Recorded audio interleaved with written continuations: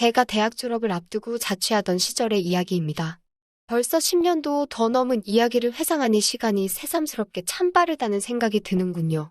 당시에 집이 부유한 편이었어요. 아버지의 사업도 잘 되던 때였고, 저도 젊은 나이만큼 정신연령도 성숙하지 않았을 때라 돈 많은 거 티내고 다니는 거 좋아했습니다. 그래서 대학교 입학 선물로 아버지한테 자동차를 한 대 뽑아달라고 했지요. 거기에 학교에서 조금 거리가 있지만 새로 신축한 아파트에 자취방을 얻어 살고 있었으니 신입생인데도 제 소문은 같은 학년부터 졸업을 앞둔 선배들도 넘고 이미 직장 생활하는 선배들한테도 들어가게 되었죠. 거기에 제 씀씀이가 워낙에 좋은 편이라서 제 주변은 어떻게 저랑 친해지고 싶어하는 사람들로 항상 가득했었습니다. 그 중에서도 여아구들의 비중이 컸지요. 저도 남아구들하고는 친해지고 싶은 마음은 그다지 없었습니다. 목적이 확실했으니 말이죠. 은행 창구에서 번호표 뽑아놓고 기다리는 손님들 마냥 저는 제 앞에 줄 서 있는 여자들을 골라 제 집으로 돌아오기만 하면 게임 끝이었습니다. 양주 몇 병 사놓은 게 있는데 그걸로 분위기만 조금 불타오르게 하면 더 이상 신경 쓸 것도 없었지요. 학업은 뒷전이고 그저 그렇게 여자 만나는 재미로 살고 있었습니다. 그렇게 한량 같은 생활을 이뤄가고 있다가 저는 군대에 가게 되었습니다. 한 살이라도 어릴 때 가는 게 오히려 놀기에는 더 좋겠더라고요. 그런데 군대에서 아버지 사업이 조금씩 어려워지기 시작했다는 말을 들었습니다. 집을 이사했다는 소식을 군부대에서 들었는데 휴가 나와 처음 찾아간 집을 보고는 적잖은 충격을 받았습니다. 제가 혼자 지내던 아파트의 반의 반도 안 되는 크기의 습기 눅눅한 반지하방이었거든요.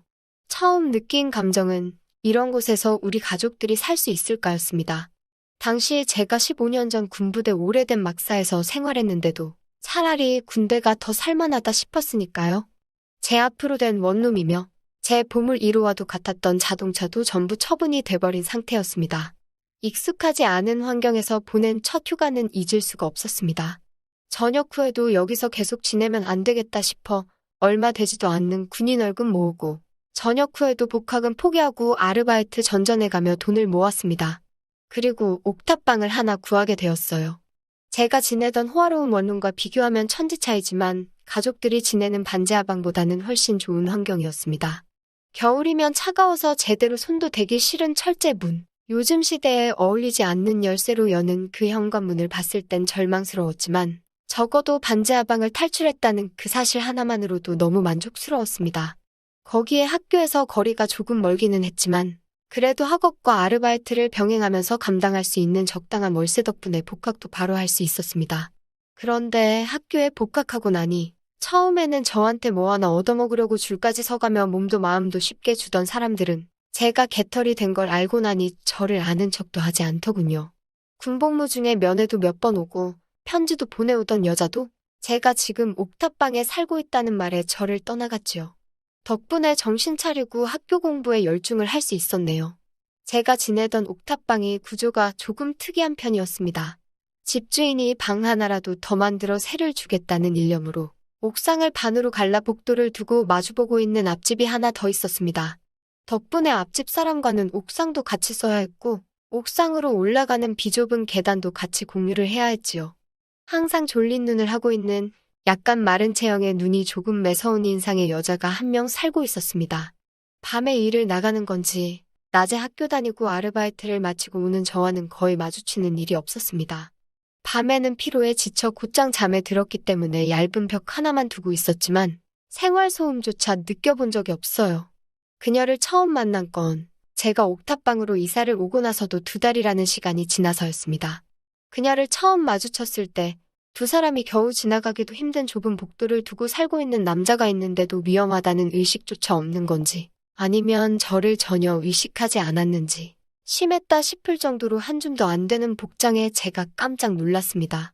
나이는 30대 중반 정도로 당시 20대 중반이던 저와는 나이차가 조금 있어 보였는데 전 남편이 두고 간 건지 후줄그레한 트렁크와 민소매 나시를 입고 있었습니다. 그녀를 처음 봐서 놀란 것보다 그 복장에 많이 놀라긴 했는데 그녀는 못 볼 꼴을 보인 건 전혀 개의치 않는 건지 그 좁은 복도에서 저를 지나쳐 그냥 지나가더라고요. 참 부침성이 없는 사람이라는 생각이 들었습니다.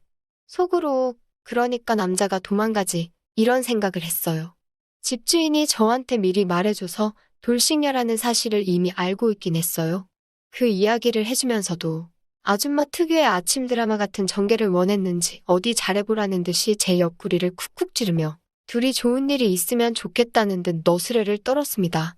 그녀의 첫인상이 좋지는 않았지만 집주인 아주머니가 그렇게 행동한 이유를 알겠더라고요. 10살이나 넘게 차이 나는 나이 차인데도 그녀는 제 또래 여자들만큼 앳된 외모를 가지고 있었거든요. 복장도 복장이지만 그 특별한 외모에 게다가 저는 군입대 이후로 여자와는 전혀 접점이 없었던지라 슬쩍 마음이 두근거리기는 했습니다. 그녀는 이제 일을 더 이상 나가지 않는 건지 처음 만난 날 이후에는 얄팍빠진 벽 너머로 그녀가 통화하는 소리도 들려오고 혼자 노래하는 소리도 들려오는 등 여러 가지 생활 소음이 들려오기 시작했지요. 집에 돌아오는 길에 가끔씩 마주치거나 했는데 그때도 제가 먼저 인사를 해도 대충 인사를 받는 둥 마는 둥 하던 그녀 반응에 언제부터인가 그녀에 대한 마음이 저절로 접어지긴 했지만요. 아마 그 당시에 제가 가난해져서 여자들이 저를 싫어한다는 자격지심 같은 게 있었던 것 같습니다. 그날은 수업도 수업이지만 아르바이트에 일거리가 엄청 많아서 몸이 무지막지하게 피곤한 오후였습니다. 피곤한 몸을 이끌고 옥상으로 향하고 있는데 계단 입구에서 그녀가 저를 반기면서 인사를 하더라고요. 늦여름이라 밤바람이 조금 쌀쌀해졌는데도 대충 입고 있는 그 복장 그대로 말입니다. 무슨 바람이 불어서 저를 반기나 했는데 잠깐 바람스러워 나온 사이에 문이 저절로 잠겨버렸답니다. 그래서 아침부터 계속 밖에서 제가 오기만을 기다렸다고 합니다. 장장 10시간 가까운 시간을 민소매나시 하나만 입고 버틴 게 대단하다 싶었습니다. 아래 내려가면 집주인 아주머니도 계실 텐데 왜 거긴 안 가봤느냐 물으니 집주인 아줌마는 어디 놀러나가서 내일이나 돼야 들어온다는 연락을 받았다네요. 딱한 모습에 저희 집 문을 열어줬습니다. 그녀가 들어왔는데도 그녀 주변에 여전히 냉기가 남아있는 게 얼마나 추웠을지 상상이 가더라고요. 옷장 구석에 처박아둔 전기장판을 꺼내서 틀어주고 보일러 켜놨으니 따뜻한 물로 몸 좀 녹이라고 했습니다. 전기장판이 적당히 데워져 있으니 그녀가 말도 안 했는데 이불 속으로 들어가서 몸을 바들바들 떨고 있더라고요. 전화번호부를 뒤져서 열쇠공이라도 부르겠냐고 했는데 그녀가 열쇠공 부르면 돈도 들고 하는데 그냥 하루만 신세를 지면 안 되겠냐입니다. 이 늦은 시간에 그녀의 복장으로 열쇠공 부르는 것도 무리가 있겠다 싶었어요. 그래도 그렇지. 언제부터 친하게 지냈다고 잠을 제 방에서 자고 간다는 건지. 그녀한테 저 믿냐고. 여기서 잤다가 제가 갑자기 돌변하면 저도 책임 못 진다고 너스레를 떨며 농담을 했는데 그녀가 한쪽 뺨으로만 미소를 지으면서 책임은 자기가 져야 할 수도 있겠다면서 저한테 여자친구는 있냐고 물어보더라고요. 산전수전 다 겪은 돌싱녀라 그런지 어디 한번 해볼 테면 해보라는 식으로 나오는 그녀 모습에 적잖이 놀랐습니다. 솔직히 굴러들어온 기회를 놓치고 싶지는 않았는데 그날따라 아르바이트에서 정말 남은 체력을 다 써버려서 그런가? 제가 재구실을 할 수 있을까 하는 의문도 들었고요. 그래서 신세지는 게 오늘인 게 다행이라고 알라했습니다. 컨디션이 안 좋아서 오늘은 그냥 넘어가 준다고요. 평소 같았으면 2다리로 이 방을 못 나갔을 거라고 살짝 선을 넘는 농담을 섞어서 한마디 했어요. 그러니까 그녀가 또다시 한쪽 뺨으로 의미심장한 미소를 지으면서 자신 없어서 그러는 건 아니고요? 하면서 자기가 왕년의 남자 좀 만나봐서 아는데 저 같은 관상이 말만 번지르르 하고 정작 본게임에 들어가면 힘없이 픽 쓰러지더라고 하면서 제 자존심을 껌들이더라고요. 추위가 아직 가시지 않았는지 이불 속에서 벌벌 떨고 있으면서도 용케 제 선을 넘는 농담을 받아치는 모습을 보니 달아났던 체력이 돌아오는 건지 아니면 늦여름에 보일러에 전기장판까지 틀어놔서 방 안이 달궈져서 그런 건지 제 마음 한구석이 뜨겁게 불타오르더라고요. 저도 일하느라 땀을 많이 흘린지라 오랜만에 뜨거운 물로 씻고 나왔습니다. 가습이 아낀다고 매번 냉수로만 씻었는데 오랜만에 뜨거운 물로 몸을 지지니 하루의 피로가 씻겨나가는 듯 하더라고요. 그리고 저도 이 기회를 놓치면 안 되겠다는 생각이 들었습니다. 그래서 저도 큰맘 먹고 작업을 걸어보겠다는 생각으로 밖을 나왔는데 아까 저를 먼저 가지고 놀던 그 모습은 어디 가고 천사 같은 모습으로 벌써 잠에 들어있더군요. 고단했는지 작은 소리로 코까지 골고 있는데 무방비한 그녀의 모습이 평소에 타성에 찌들어 있는 모습과는 달라 보이고 천상 여자로밖에 보이지 않았습니다. 제가 쓰는 샴푸와 비누인데도 여자가 쓰니 방 안에 퍼져 있는 향기가 평소와는 다르게 느껴지더군요. 그녀가 자는 옆에서 앉아 그녀가 자고 있는 모습을 보고 있었는데 왠지 모를 안락함에 저도 모르게 스르르 잠에 빠져들게 되었습니다. 자고 있는데 어딘가 따뜻한 느낌이 들어서 눈을 떴는데 그녀가 중간에 잠에서 깨서 이불을 덮어준 건지는 모르겠는데 제가 이불을 덮고 있더라고요.